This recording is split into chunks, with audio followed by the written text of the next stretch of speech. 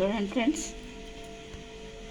Hello చూడండి friends, ఇందాక చెప్పాను కదా దోసకాయ అని. దానిలోకి వేస్తున్నాను, ఒక గంట వేసేస్తాను. 2 స్పూన్లు అనుకోండి, 2 స్పూన్లు చింతపండు వేసేస్తాను.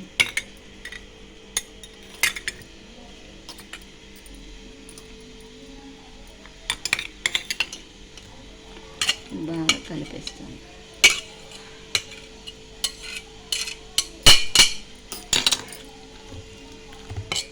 చూసారా, ఇలా కలిపేస్తాను.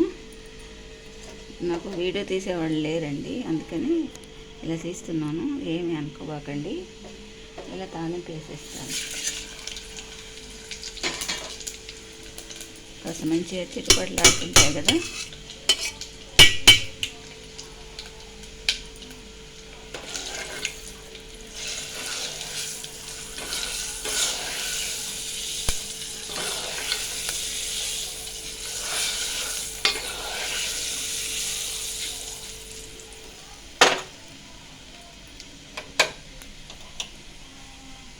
వేగిపోయిందండి.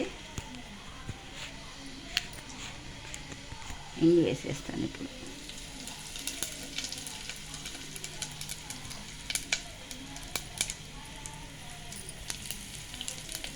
ఇంకా మంచిగా పడితే, మరింత పడితే చాలా టేస్ట్ వస్తుందండి. ఏ పచ్చడికైనా కూడా కాస్త చల్లారిన తర్వాత కలిపిస్తాను. ఇలా పెట్టాను తాలింపు. ఈ తాలింపు కాస్త చల్లగానే దీంట్లో కలిపేస్తాను. టేస్టీగా ఉంటుంది. మొన్న మధ్యన పట్టిస్తున్నాను కారాలు, మిరపకాయలు, తొడిమిలు తీసుకొని మేమే సొంతం చేసుకుంటాను. ఇంట్లో అన్ని పచ్చళ్ళకి అన్ని కారాలు అన్నీ నేను సొంతం చేసేసుకుంటాను. బయట ఏం కొనమండి కారాలు కానీ మసాలా పొళ్ళు కానీ. మసాలా పొళ్ళు కూడా చూపిస్తాను త్వరలో.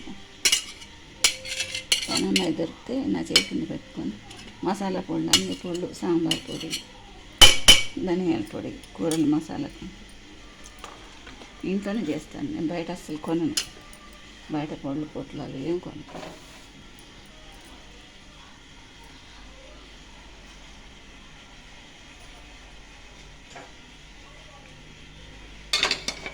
కాస్త చల్లారంటే బాగుంటుంది. చల్లారకపోతే అనుకో బుడ్డిపోయినట్టు అవుతుంది. అందుకని కాస్త చల్లారితే బాగుంటుంది.